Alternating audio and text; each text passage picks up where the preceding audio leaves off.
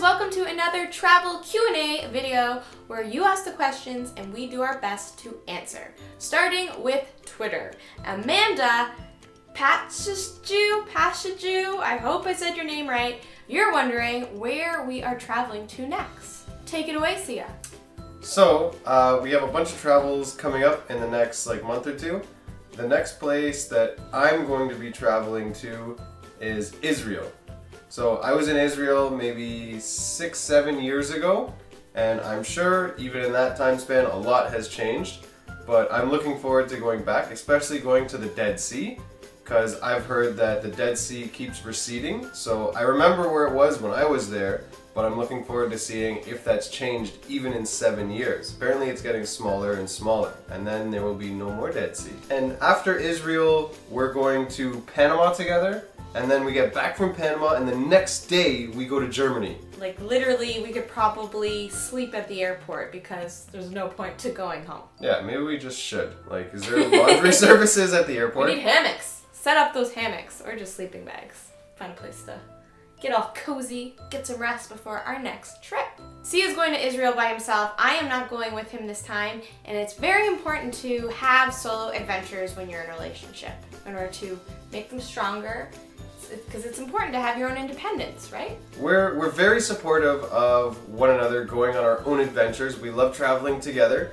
I'd say it's the most fun when we're together. Of course, yes. But to go on your own adventure, you really tap into yourself and what you want to do personally, and it's very important to be able to do that in the relationship. This is from Kevin Post on Facebook, and he asked if we've ever indulged in entomophagy, which is the eating of bugs and cooking with bugs. I've never even heard of that term. I like it.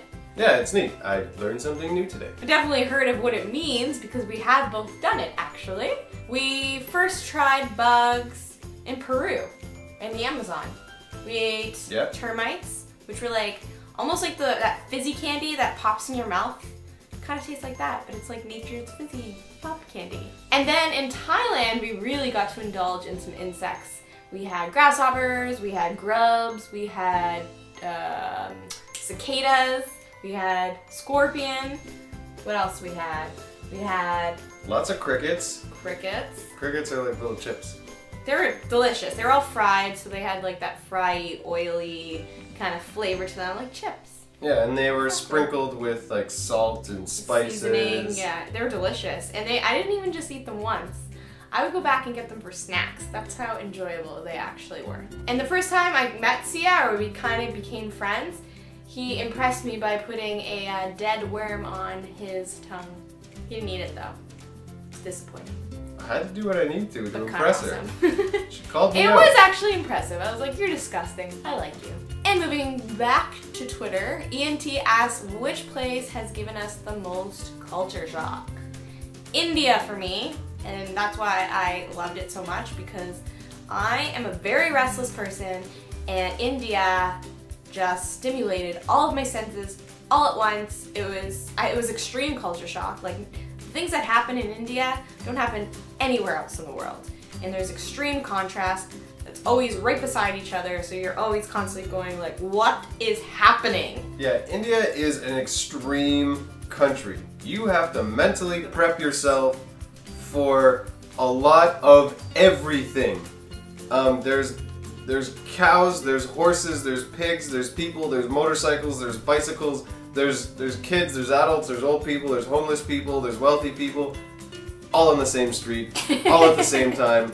If you have ever been in a massive parade, that's what an Indian street is all the hours of the day. Yeah, that's a good way of explaining it. Ridiculous. If you're trying to go against the flow of the walking of people, it's impossible. It just won't happen. And it's great. And back to Facebook, Helena Lopez asked what resources we use to research for our travels. YouTube. There's so much here. You can type in anything and there will be a video on that subject. And if there isn't, we're gonna create it for you. The best resource, honestly, are you guys, are like real people. Other travelers. I can look up, top 10 things to do in a place, but to talk to somebody from that place and let them tell you And there's tons of resources. There's like couch surfing. I don't know if you've heard of couch surfing, but you can go talk to people. You can meet with people for like a day. You don't necessarily have to sleep in their house, and they will show you around the local spots, take you out for a local meal, introduce you to their local friends. So couch surfing is an awesome way to get in contact with locals from the place you're going to and learn about the place from their perspective. Yeah, and we are not sponsored by couch surfing. This is just something we've used and we enjoy it, so we'll promote it. Absolutely. And you don't have to wait to get to the place to talk to those people. You can message them asking them about their country, the places that you must see, things you must do. Twitter is also another great resource. We're on Twitter. Follow us, HTGLOBE, Siya Zarabi. We are on Twitter. Make sure you follow us because we always tweet out different links to different resources, and it's also just a great platform to ask any question travel related and get your answers. And also, lately, I mentioned in another video, Jet Radar has Magic Fare, which gives you the cheapest airline tickets available on the internet. That is what I've been using lately, so definitely check it out. You can check out my video that I did on them. And yeah, I think those are our main resources. And then while we're traveling, this is actually while we're in the country, like Siya was mentioning, talking to other people, talking to you guys, other travelers. Because those are the people that are going to be like, oh my god, I just found this awesome local bar, you have to check it out. That's not going to be typically in a Lonely Planet book or on the internet somewhere. So talking to other travelers who are in the country, who've already experienced that place for a while, they're awesome. Awesome people to talk to and get information from. Yeah, do you want to know what really happens when you're traveling? And you travelers watching can attest to this.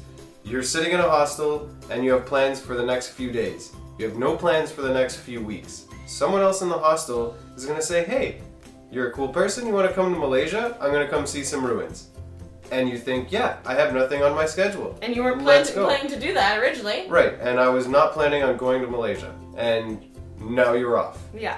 That's how it happens. That's like real travel. That's living in the moment. So doing a little bit of research on the place you're going to is great, right? You want to know places to avoid, places to go in general, but leave your itinerary open to possibilities of anything happening. And you don't have to be going away for a month. You can be going away for a week. Just plan a little bit and leave some other days open.